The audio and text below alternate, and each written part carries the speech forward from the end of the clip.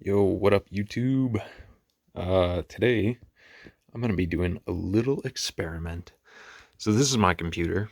This is Panda, codename Panda, because of the black and white scheme. Currently, I have a Hyper 212 Evo Black Edition CPU cooler on here.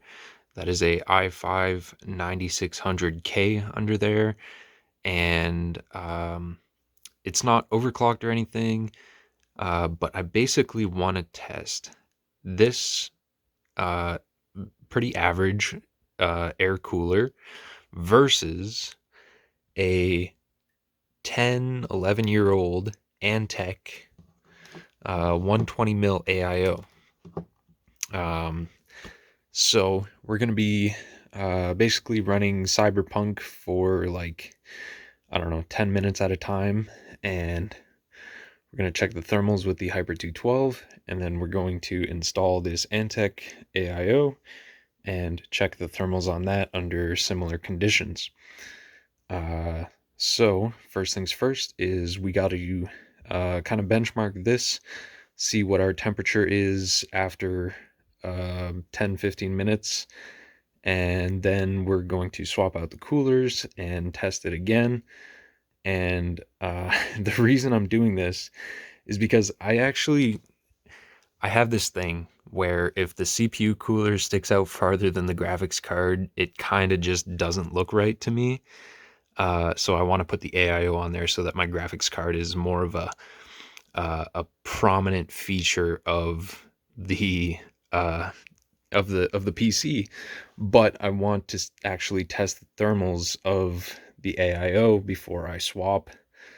And yeah, so basically, if this doesn't work and this doesn't become like a somewhat long term or even temporary thing, I'm basically gonna get like a 240 mil rad that I'm gonna put in the front, or a 240 mil AIO, sorry, just because I really don't like the way that this looks. It doesn't look terrible, but again, this bothers me, and also the fact that my motherboard doesn't have ARGB headers, so this doesn't light up or anything. So it's kind of just, it's huge, and I don't like the way it looks. So we're gonna test this out.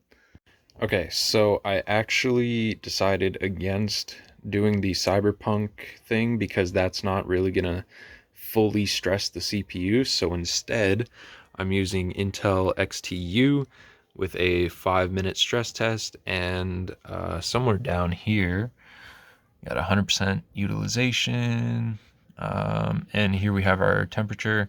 I think at the end of this, it should tell me like what the maximum temperature was. But yeah, as you can see, it's not even running at full boost clock. I'm actually having an issue with this motherboard where my CPU won't really draw any more than like 45 or 50 watts. Um, so it's not like it's going to output a ton of heat anyways, but I just want to compare temperatures under a similar sort of load test. So we're doing the XTU stress test for 5 minutes, and yeah, what I'm hoping for is that so in here, this is um the back plate for the AIO. What I'm hoping is that I won't actually have to swap out the back plates. Um, and actually, now that I think about it, that has the Hyper 212 backplate on it, so I'm probably going to have to swap out the back plates. But if I'm not mistaken, I actually won't have to take out the motherboard or anything to do that. As you can see, my case has a big punch out for just that. So we're going to let this finish up, and I'm going to check the temp. And yeah, right now we're up to about 60C, and it seems to be holding pretty steady, so we'll see. Okay, so we are done our stress test um, with the Hyper 212 Evo. So if we come down to here, we kind of see our peak temperature. It's kind of weird how. Oh, it says it over here. Okay, so our peak temperature looks like it's right here, and it's 60 degrees. So now we're going to go through the painstaking task of putting in this AIO. I'm going to be using this Fantex fan, and I think I'm going to do a pull configuration. So yeah, I'll get back to you once I'm done getting this all set up. All right, we got our AIO installed. It looks all right. Yeah, so let's see if she boots up and stays cool. Okay, I had to quickly reorient the radiator to have the tubes coming out of the bottom. Basically, the pump was like running dry. I guess some of the coolant has dried up over the years, but we are now running and we are idling at 32 degrees, which is not too bad. So we're gonna run the stress test and just see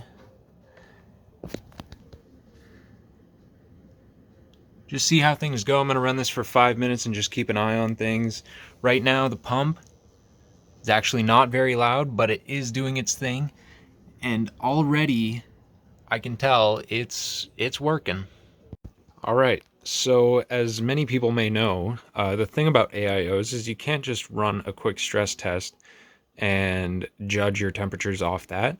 Because it's filled with liquid, you have to wait for that liquid to be fully saturated with heat, and the radiator as well, and that will lead temperatures to sort of just rise ever so slightly until they eventually plateau. So what we're looking at here is, you can see the purple is our temperature. So our first 5-minute run, it was climbing and climbing and climbing, but around here, when I started the second run, we started to plateau around, we're about 64, between 64 and 70 degrees, which still isn't bad. I mean, I'm not overclocking, and yeah, it's gonna put out a lot of heat, but it's not an upgrade. Okay, it's not an upgrade, but I am gonna run it like this for a few weeks until I can get a different water cooling setup. Like I said, I want to run a 240 mil rad up at the front because I actually have room to run a radiator. As you can see back here, it's really tight. Up there, it wouldn't clear my RAM, so the only real place I can put a decent radiator is in the front of the case.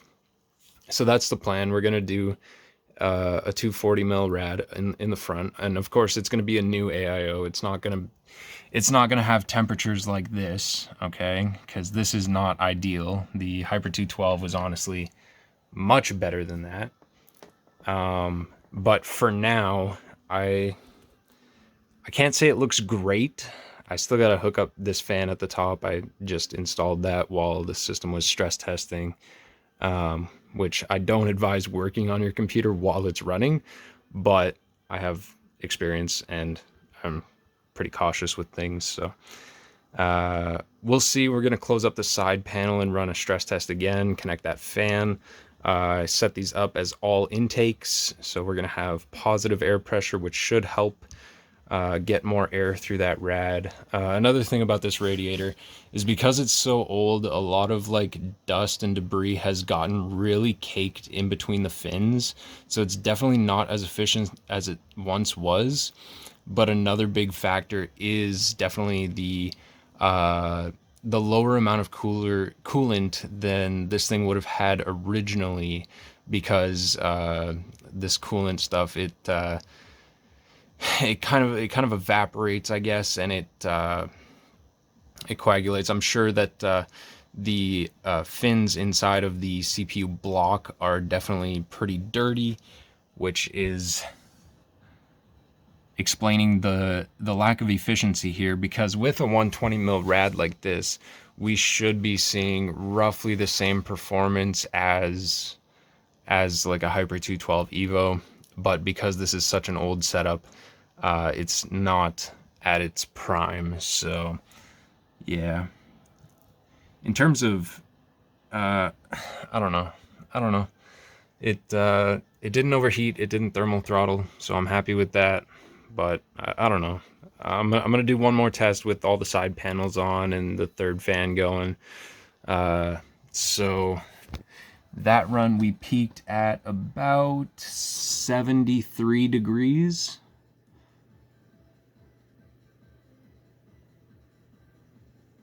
Yeah, 72, 73 degrees is about our peak.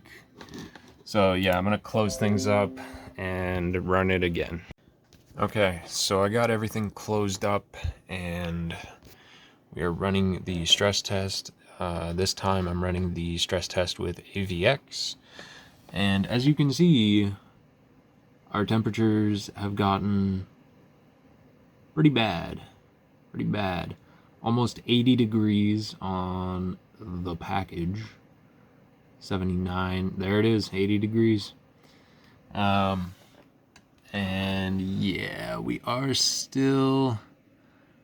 definitely still climbing a little bit in max temp. So I don't know if it gets to, we'll say if it gets to 85, I'm running a 12-minute stress test right now.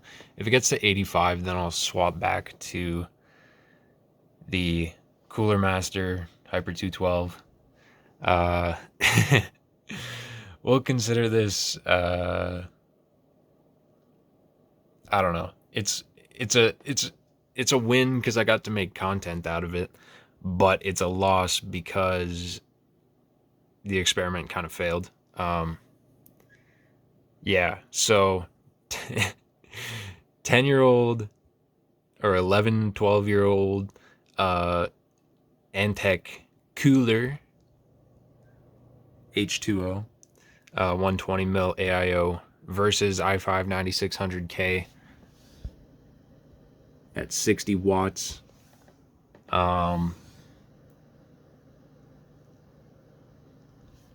It does not hold up, so yeah, stay tuned for my next video. I'm going to be putting a 240 mil rad in this computer. If you're curious about the specs, like I said, i5 9600K, RTX 2060 6 gig, 32 gig DDR4 at 2666, and then like a whole bunch of drives. I've got Gen 3 NVMe, I've got a SATA SSD, and then I have 2 SATA hard drives in here for a total of 3.5 terabytes of storage. Yeah, 850 watt power supply that I got for free. So I don't know. If you guys want to see more content with this computer, let me know. I'll do whatever I can. But yeah, for now, oh my God, we're up to 83 degrees. This is nuts. This is nuts. I'll be able to play Cyberpunk because Cyberpunk is harder on the GPU than it is the CPU, but